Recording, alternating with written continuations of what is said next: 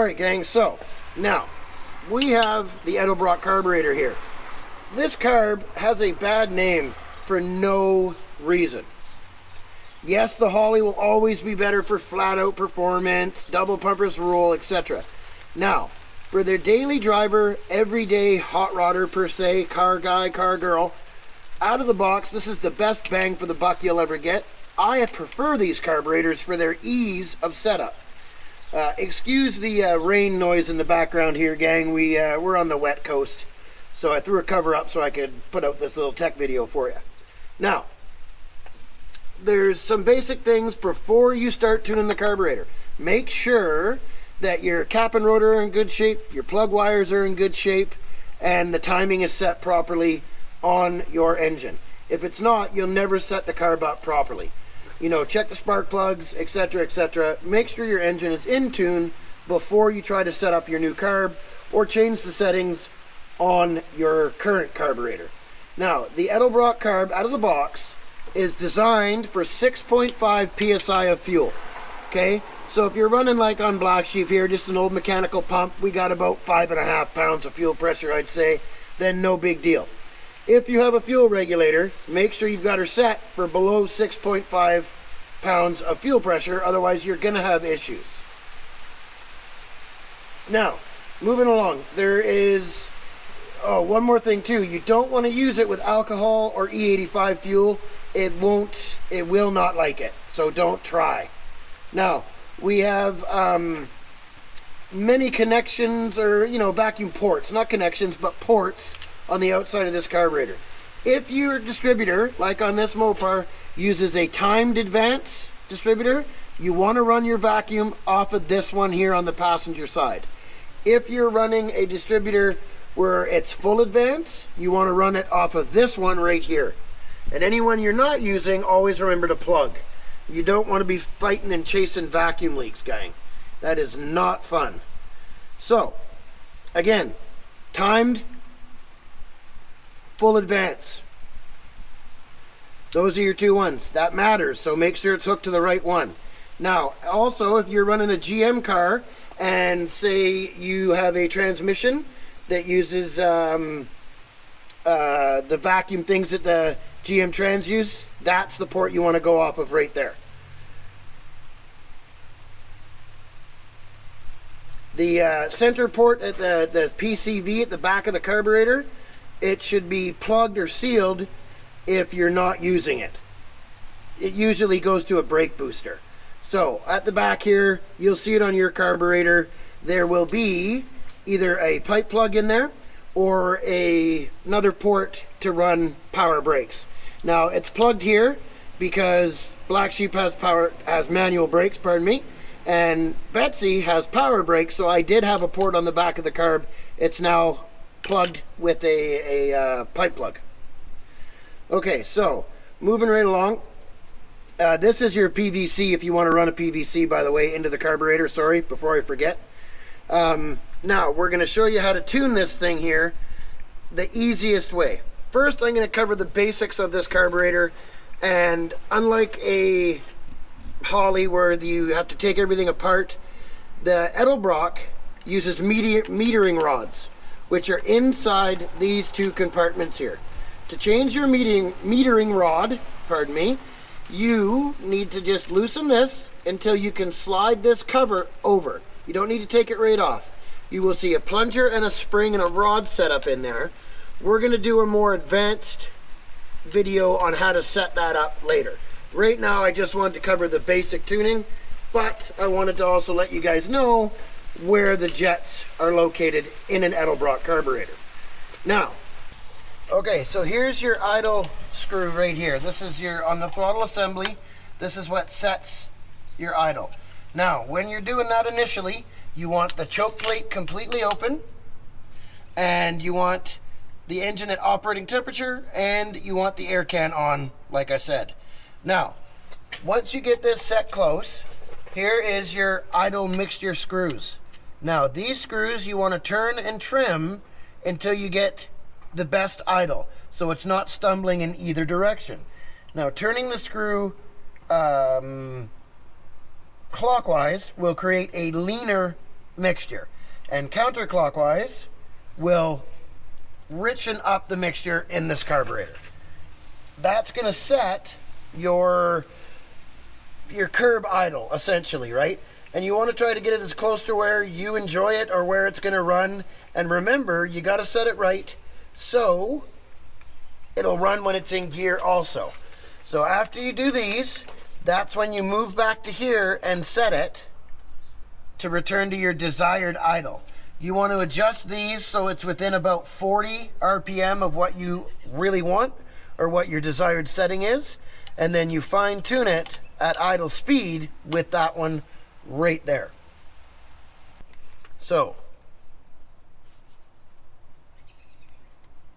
once you get this set, then you can carefully trim these two screws to make it just right.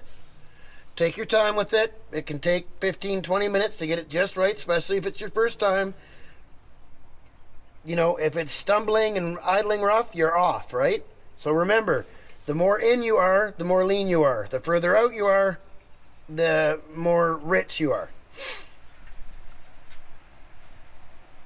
And an idle mixture where you're super rich, you're just going to foul your plugs. So you don't want to do that. Definitely do not want to do that.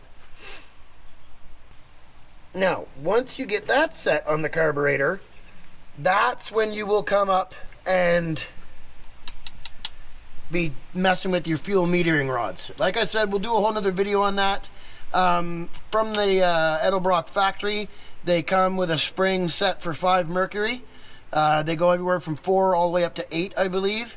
Depending on your application is what you're going to want in there for a spring and the size of your metering rod. As you can see, this is where the fuel flows in. On this particular model, you have a fuel screen in here that you do need to remove and clean from time to time if you're not running a good fuel filter.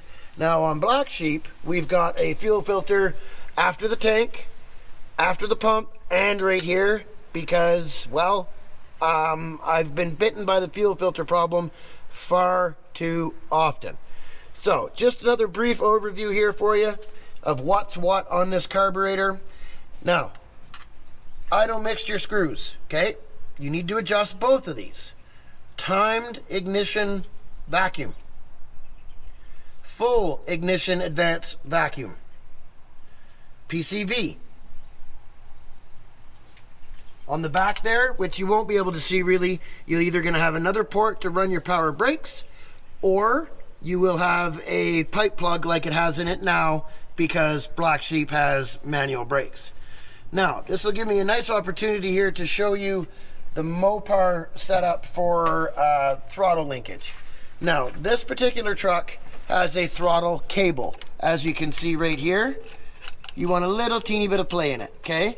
Now, Betsy had a throttle rod, which was originally what this carb was set up for. I messed with different parts of Mopar linkage attachments and different things to make this carburetor work.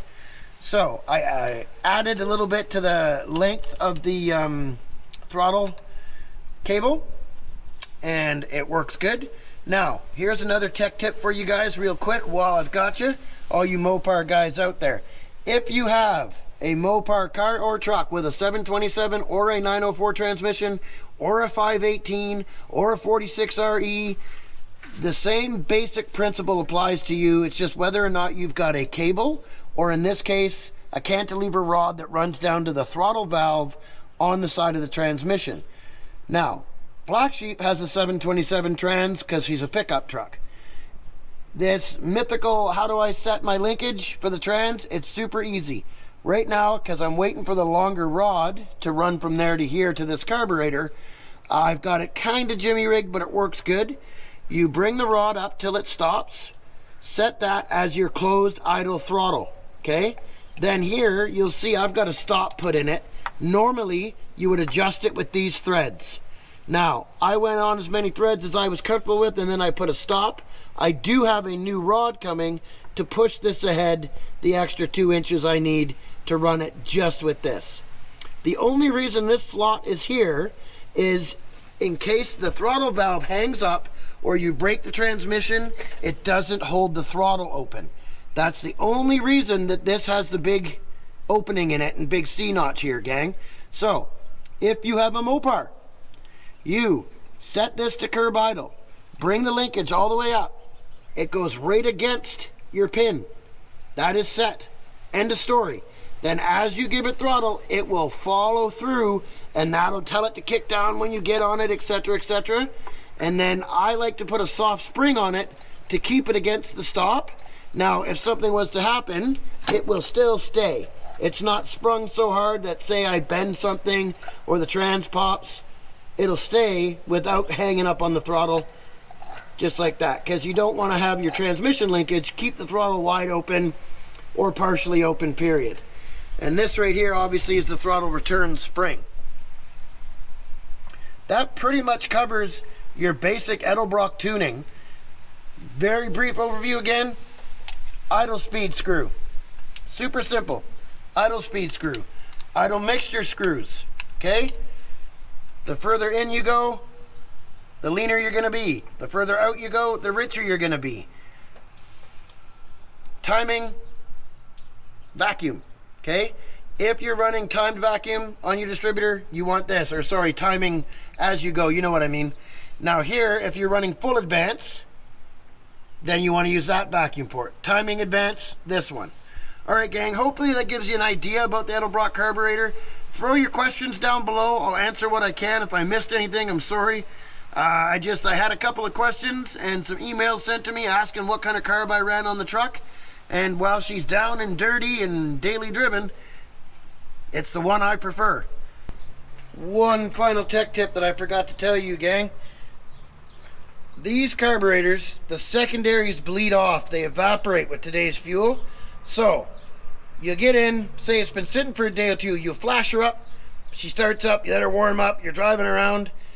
Before you get into a race situation, say you're going to the track to race, in your burnout or on the way there, grab that kick down, open those secondaries, because you're going to have a bog the first time. Get rid of that bog situation before you go and end up losing the race to somebody that you shouldn't lose to. So, remember, if she's been sitting for a couple days, hit those secondaries before you really need them. Alright gang, like, share, subscribe. We'll see you on the next one.